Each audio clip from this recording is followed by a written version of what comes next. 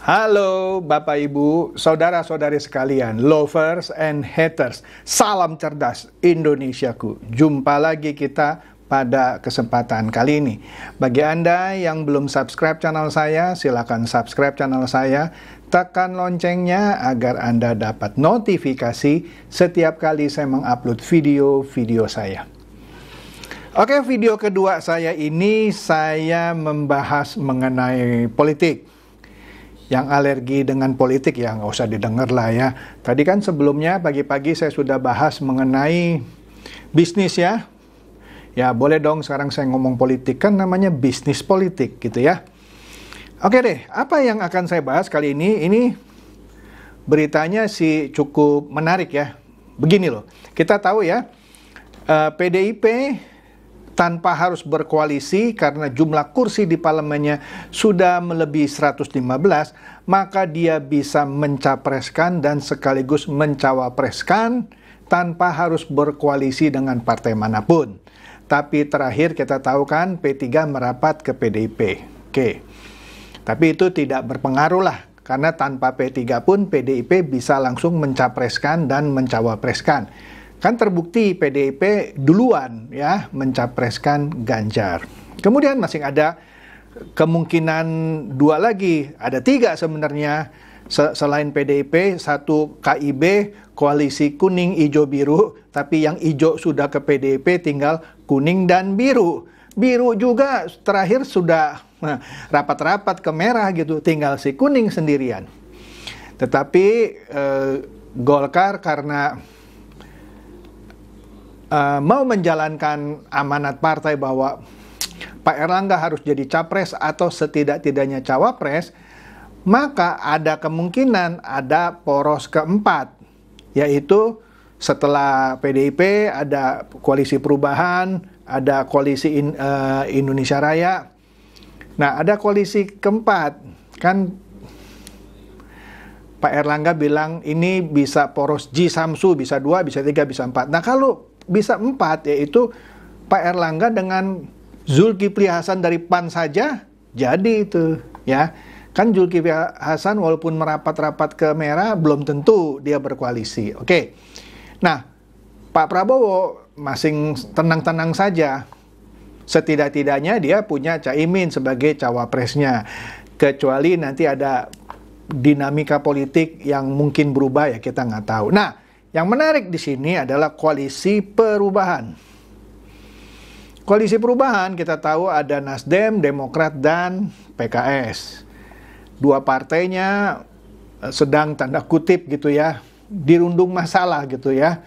Kalau Nasdem karena sekjennya Pak Johnny G. Plate menjadi tersangka kasus korupsi BTS, Kominfo. Demokrat lagi harap-harap cemas menunggu keputusan Mahkamah Agung atas PK yang diajukan oleh Pak Muldoko. Kalau Pak Muldoko menang, maka kepemimpinan Demokrat itu beralih ke Muldoko. Nah, bisa Demokrat itu ditarik entah ke Pak Prabowo atau ke PDIP Perjuangan atau ke Golkar. Kita nggak tahu kan. Kalau itu terjadi, maka Nasdem dan PKS berdua tidak bisa mengusung Anies. Oke? Itu terakhir. Nah, ini kita bicara mengenai AHY yang selama ini ya sebut saja tanda kutip ya, Demokrat ngotot AHY harus jadi cawapresnya Anies. Yang saya persepsikan belakangan ini seakan-akan kalau AHY tidak jadi cawapresnya Anies, bisa-bisa Demokrat keluar itu. Kalau Demokrat keluar ya bubar itu koalisi perubahan ya. Kita tahu juga Demokrat didekati oleh siapa itu? Golkar, kemudian oleh Caimin. Caimin bilang, oh AHY ini imannya kuat. Kuat kemana? Kuat ke Anies. Seakan-akan mungkin Demokrat mau ditarik bergabung dengan koalisi Indonesia Raya atau koalisi KIB, tapi tetap AHY bilang kami tetap di koalisi perubahan. Nah, sekarang yang membuat tambah menarik adalah tiba-tiba tak ada angin, tak ada topan gitu ya. PDIP yang kita tahu selama ini ketua umumnya dengan Pak SBY sebagai ketua umum Partai Demokrat yang sampai sekarang pun ya begitu-begitulah ya.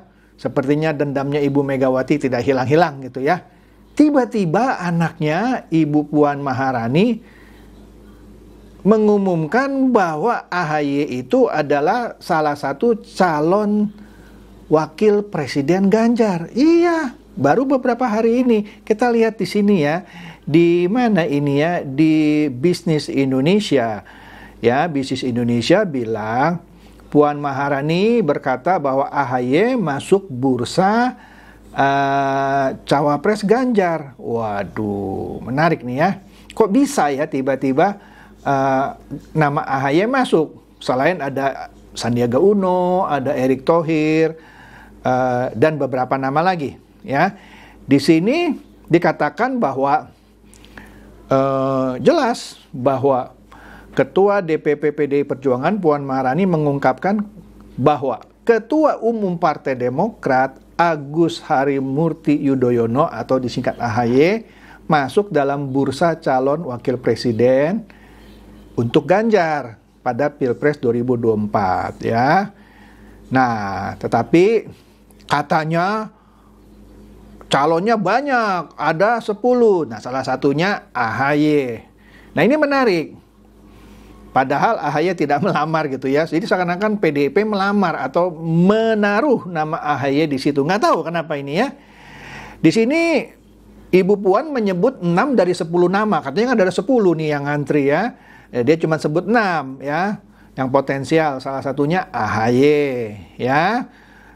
Siapa lagi? Ada Pak Mahfud, ada Pak Erick Thohir, ada Pak Ridwan Kamil, dan ada Pak Sandiaga Uno. Jadi ada 6 yang diumumkan ya. Nah, siapa lagi Mas Ganjar? Kira-kira kan dia ngomongnya gitu ya. Pak Erlangga ya kan? Wah, Pak Erlangga juga masuk jadi cawapresnya Ganjar. Antap ya. Jadi Puan di sini katanya merasa setiap tokoh tadi patut dipertimbangkan lah menjadi cawapres Ganjar, punya kelebihan masing-masing katanya ya. Nah, meskipun begitu lanjutnya sosok yang cawapres yang sesuai harus punya kesamaan pandang dengan Ganjar.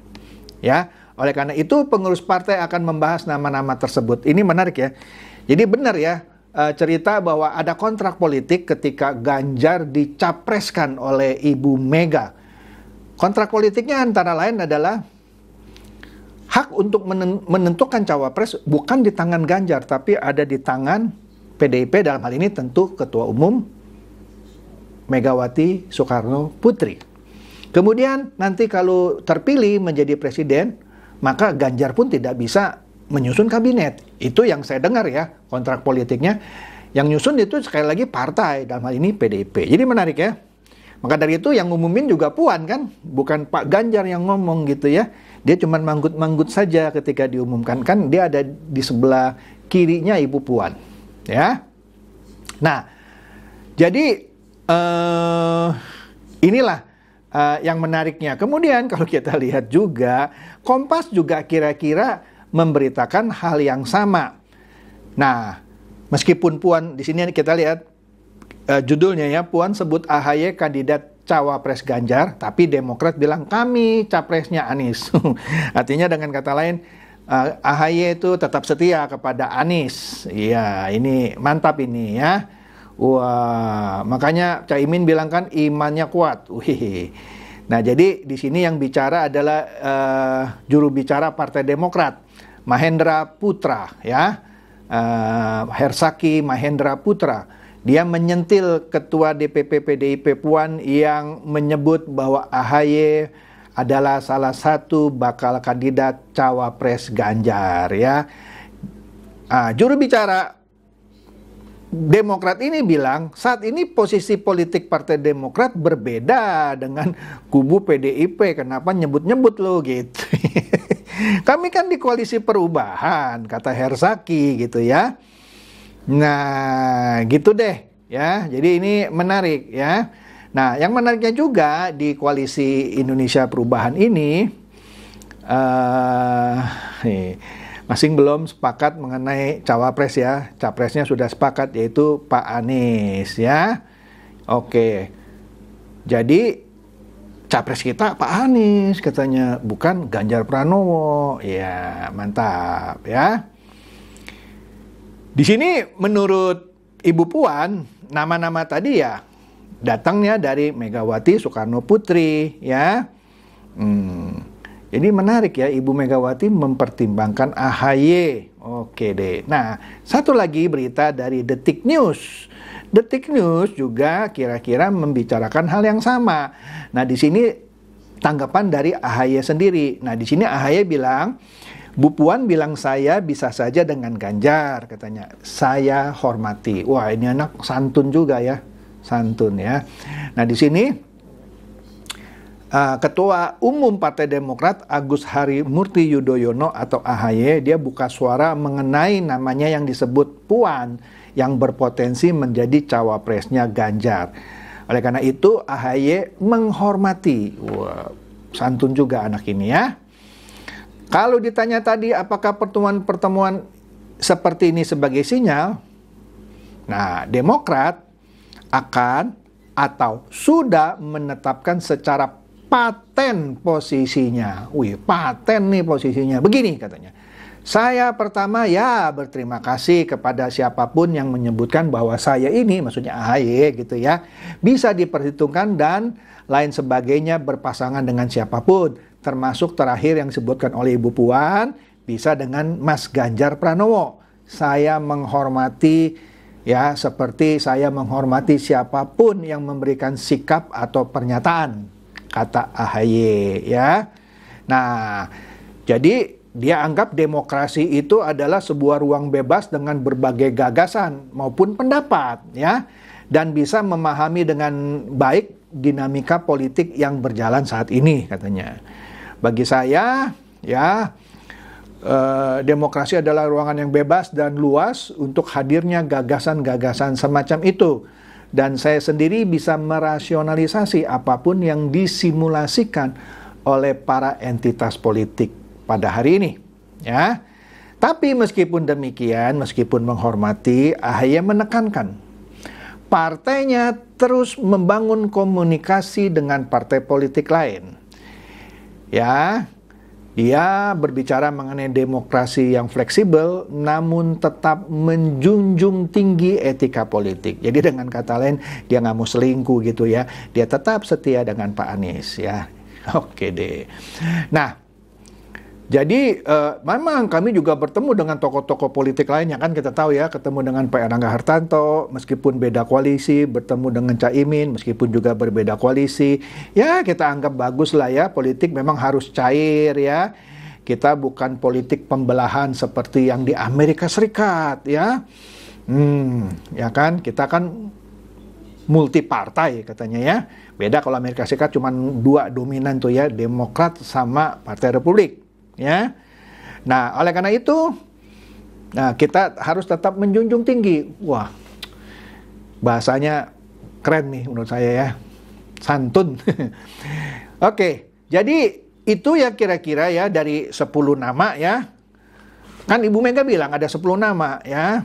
Yang sudah sebut siapa saja? Pertama Pak Mahfud, kemudian Pak Erick Thohir, Ridwan Kamil, Sandiaga Uno, kemudian ada Pak AHY kan katanya ya.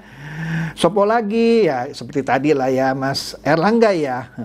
Kemudian ya Ganjar cuman senyum-senyum ngangguk-ngangguk gitu ya. Nama-nama itu sudah masuk dalam peta cawapres. Oke. Nah, kemudian ada satu nama ya yang tidak disebutkan di sini ya. Setahu saya ada nama dari pihak NU ya, kan biasa nih, Ibu Mega punya rumus cawapres dari capresnya itu harus orang NU. Kalau pertama kali Pak JK kan orang NU dianggap ya.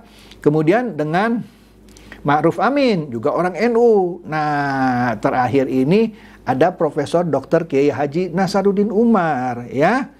Ya, Dia juga sebelumnya sebagai wakil Menteri Agama, ya. Nah, waktu zaman presiden yang lalu, ya.